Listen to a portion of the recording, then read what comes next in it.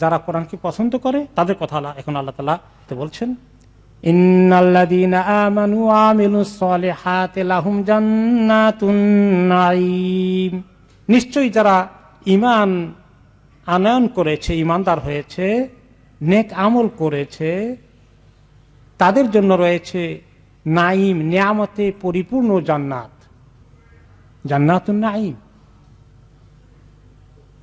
এখন জান্নাতুন নাঈম মানে এই জান্নাতুন নাঈম একটা জান্নাতে আদন, একটা জান্নাত কত রকম আছে, শুধু ফেরদাউসের কথা আসছে স্পেশাল কিছু একটা, বাকি আসলে জান্নাতের বিভিন্ন দিককে গুণাগুণ বলা হয়েছে।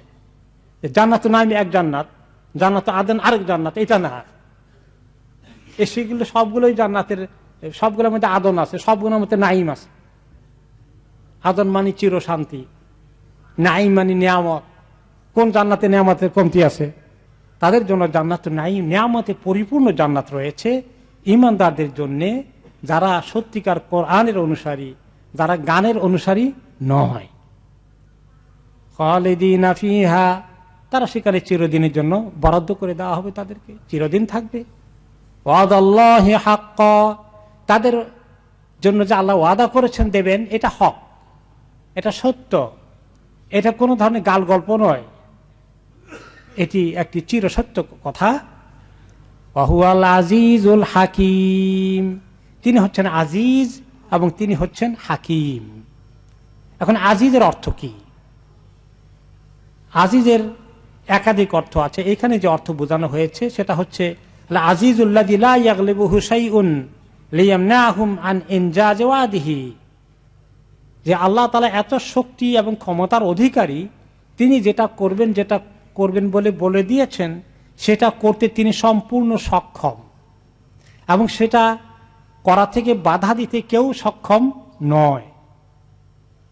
তিনি আজিজ, তার দুশমনকে তিনি শায়েস্তা করবেন, এটা করতে তিনি সক্ষম।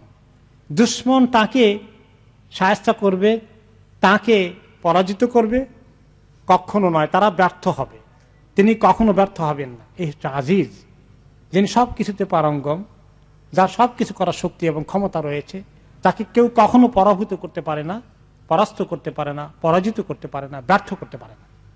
তিনি যা কিছু বলেন তা করবেন, তাদেরকে তিনি জান্নাত দেবেন। আল হাকিম, আর তিনি হচ্ছেন সর্বজ্ঞানী, সবচেয়ে বড় জ্ঞান, বেশি জ্ঞান যার রয়েছে। তিনি মানুষের জন্য ফর্মুলা দিবেন, কোনটা মানুষের উপকার, কোনটা মানুষের ক্ষতি, এগুলো কার বেশি জানা আছে? আল্লাহ তাআলা। এখন কেউ কেউ যদি বলে না, একটু শোনেন, ইসলামিক নাশিদ একটু গান বাজনা দিলে যুবকদেরকে নিয়ে আসা যাবে, আমার সঙ্গে একজন তর্ক করে, শোনেন, একটা তো হবে, তাদেরকে হিন্দি গান থেকে সরাইতে হলে তো ইসলামিক গান কিছু ঢোল টপলা না দিলে তো আসবে না। তো ইসলামটা এত দুর্বল হয়ে গেছে, ইসলাম থেকে আনতে হলে বাতিলের কিছু অংশ আনি ঢুকাইতে হবে, একটু মিক্স করে ফেলতে হবে। কোন কোন ইসলামপন্থীদের এই হলো দুরবস্থা, চিন্তাটা এত ছোট, এত ক্ষুদ্র। ইসলামটা মানে যেন একটু বেকায়দা পড়ে গেছে, ওনারা উদ্ধার করতে আসবে, গরিব হয়ে গেছে ইসলাম। আল্লাহ তাআলা সবচেয়ে বড় হাকিম, তিনি সবচেয়ে বেশি জ্ঞানী, তিনি জানেন কোন তরিকাটা উত্তম, কোনটা মানুষের জন্য কল্যাণকর, কোনটা মানুষের ক্ষতির কারণ হবে। সেই আল্লাহর শরীয়তকে তোমরা গ্রহণ করো মন থেকে। আফসোস লাগে কিছু কিছু ইসলামপন্থী, বাতিল পন্থীদের এই প্রক্রিয়ার মধ্যে ঢুকে যায়, এবং একজন দুজনকে নাম করা কেউ ঢুকলে বাকিরা তার পিছনে লাইন ধরে। খালাকাস সামাওয়াতি বিগাইরি আমাদিন তারাউনাহা, এই যে আল্লাহ এই কোরআন দিয়েছেন, সেই আল্লাহ কথাগুলো তোমরা ঠিকমতো যদি গ্রহণ না করো, তার শক্তি ক্ষমতা, তার কুদরত নিয়ে কখনো চিন্তা করো। খালাকাস সামাওয়াতি বিগাইরি আমাদিন তারাউনাহা, তিনি সেই আল্লাহ যিনি আকাশগুলোকে সৃষ্টি করেছেন কোনো খুঁটি ছাড়া, তোমরা দেখতে পাচ্ছ একটি খুঁটি নাই। এত বড় আসমান, এর ছাদ আমাদের মাথার উপরে আছে, ধপ করে ভেঙে পড়ে যাচ্ছে না। শত শত হাজার হাজার নাকি লক্ষ কোটি বছর হয়েছে, আল্লাহ তাআলাই ভালো জানেন কিভাবে টিকিয়ে আছে, কে মহাশূন্যে ধরে রেখেছে। এগুলো থেকে মহাশূন্য বলা হয়, তাই না? মহাশূন্য, এই শূন্যের মধ্যে কিভাবে ধরে রেখেছেন? শূন্যের মধ্যে লটকে আছে এত বড়, এত বিশাল একটা ছাদ, বেগাইর আমাদিন তারাও না, তোমার সেটা নিজেরা দেখো। যদি আজকে আসমান না দেখতাম তাহলে কথা ছিল আসমান বলতে কিছু আছে কিনা তাও তো দেখি না, তো খুঁটি আছে না আছে, তো সেটা নিয়ে কথা বলে লাভ কি? আসমান তো আমরা দেখি, তারাও না, হ্যাঁ তোমরা দেখতে পাচ্ছ আসমানকে, কিন্তু কোনো খুঁটি দেখো না, তাহলে সেই আল্লাহকে চিনলে না তোমরা? কাজে সেই আল্লাহর হুকুমগুলোকে কত সিরিয়াসলি নিতে হবে।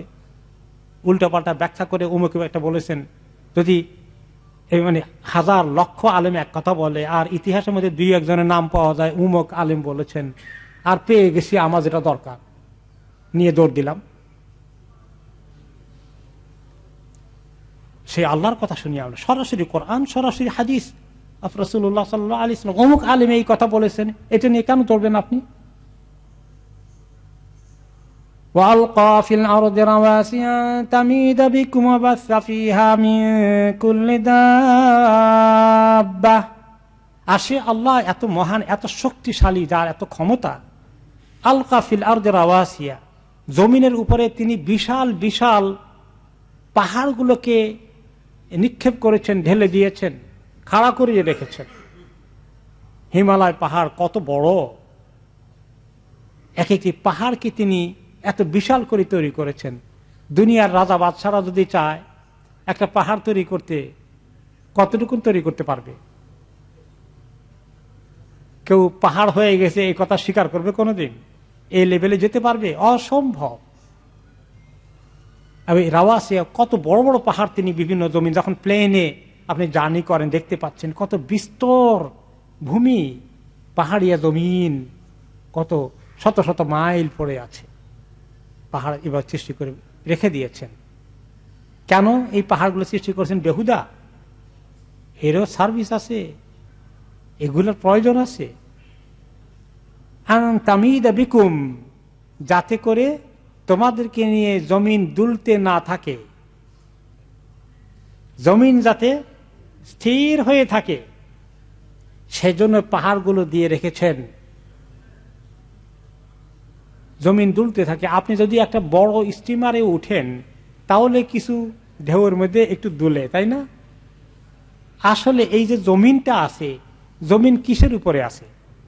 পানির উপরে আছে। অরিজিনাল সৃষ্টি কি ছিল? অরিজিনাল কি ছিল? পানি। আর কিচ্ছু ছিল না, আকাশ জমিন কিছুই ছিল না, শুধু ছিল পানি।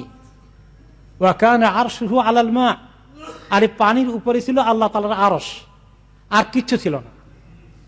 চন্দ্র, সূর্য, পাহাড়, পর্বত, আসমান, জমিন কিচ্ছু ছিল না, শুধু কি ছিল? পানি।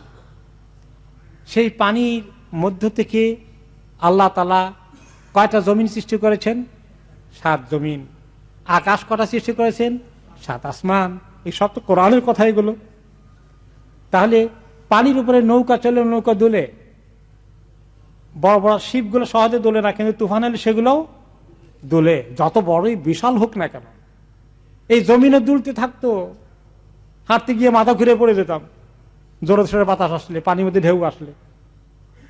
সেগুলা থেকে মজবুত করে টিকে থাকার জন্য আল্লাহ তাআলা এই পাহাড়গুলো দিয়ে গেঁথে দিয়েছেন, প্যারেকের মতো গেঁথে দিয়েছেন।